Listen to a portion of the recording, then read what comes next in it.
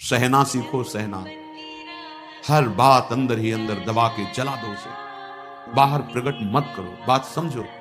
ये अध्यात्म है। आप जब किसी बात को कहते हैं तो उसकी सत्ता दृढ़ होती है, कहो ही मत। चाहे जैसी आपकी स्थिति हो, आपके हृदय आराध्य जान रहे हैं, आपको जो जलन हो रही वो आपका हृदय पाप नाश करके पवित्र हो रहा है। ये व्यर्थ नहीं जा रहा कि मैं व्यर्थ में जल रहा हूं। नाम जप कर आपका हृदय किसी भी विषय को लेकर जल रहा है, वो पवित्र हो रहा है। बस बोलो मत, चेष्टा मत करो, शांत हो जाएगा, निर्मल हो जाओगे। यही उपाय है। शांत करने चलोगे तो ऐसे दलदल में फंस जाओगे कि फिर वो अशांति तुम्हें पता नहीं किस जन्म में अवसर मिले उससे निकलने का। प्रार्थना मान लीजिए, इस मन की जलन को जो सह गया उसी की भक्ति बड़ी है, और बढ़ी हुई भक्ति अजित को जीत लेती है। अपना सर्वस्व गुरुदेव भगवान के चरणों में अर्पित करके उनकी आज्ञा के अनुसार चल रहे, बस प्रभु दूर नहीं है। समर्पण का भाव, अहम समर्पण में सर्वस्व समर्पण हो जाता है। उपासक को हर समय सावधान रहना होता है, क्योंकि ये बहुत बड़ा युद्ध है। परमार्थ में चलना, अध्यात्म मार्ग में चलना, भगवत प्राप्ति का लक्ष्य होना एक बहुत बड़ा युद्ध है। किसी और से नहीं, अपने मन से।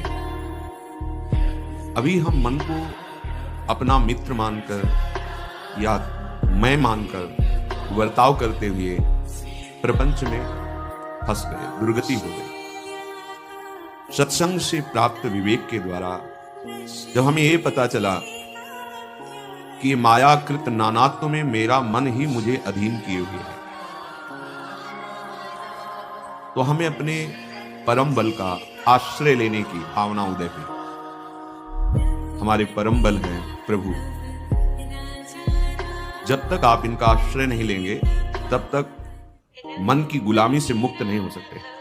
ये हृदय की बात है, समझ लीजिए। जब तक भगवत आश्रय नहीं लेंगे तो मन की गुलामी से मुक्त नहीं हो सकते, और सारा का सारा बंधन इसी मन से है। मन को हमने स्वीकार किया है, मेरा भाव से या सीधे मैं भाव से। बहुत उल्टा हो गया। जो बुद्धि निर्णायक है, मन ने बलात् उसको अपने अधीन कर रखा है। जो मन इंद्रियों को शासन में ले सकता है, तो इंद्रियां बलात् मन को अपने अधीन कर लिए हैं। जो इंद्रियां निर्विषय होकर प्रभुमय हो सकती हैं, विषयों ने बलात् उनको आकर्षित कर रखा है। सब उल्टा हो गया।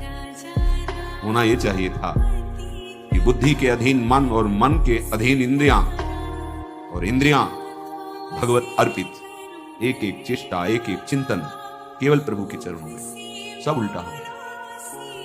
इसी से हमारी समझ बिगड़ गई है।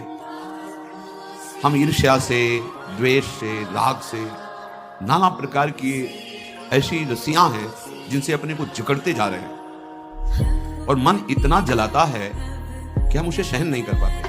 क्यों? क्योंकि महाबल प्रभु का सुमिरन छूट गया।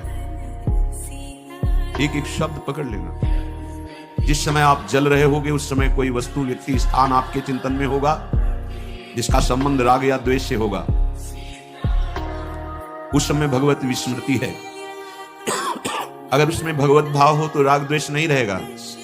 राग द्वेष नहीं रहेगा तो हृदय जलेगा नहीं, हृदय शांत नहीं होगा। सत्य विषय है, एक ही भगवान विविध रूपों में लीला कर रहा है। हमें बचना है राग और द्वेष से। हमें मन की जलन को अपने में नहीं मानना है। लाख समझाओ पर वो समझ में नहीं आ रहा। भगवान कृपा करें और आप अपनी बुद्धि को सत्संग के वाक्यों के द्वारा मार्जन करें। अपवित्र हो गई है, मल लग गया है। पवित्र बुद्धि होगी तो प्रकाश प्रकट हो जाएगा ज्ञान का।